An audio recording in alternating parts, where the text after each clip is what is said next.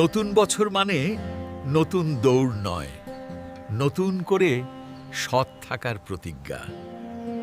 সময় আমাকে শিখিয়েছে, ধীরে চললেও যদি থামো না, একদিন ঠিকই পৌঁছাবে।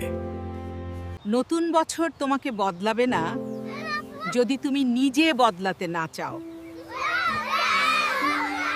ভুল থেকে পালিও না, কারণ ভুলই তোমার সবচেয়ে বড় শিক্ষক।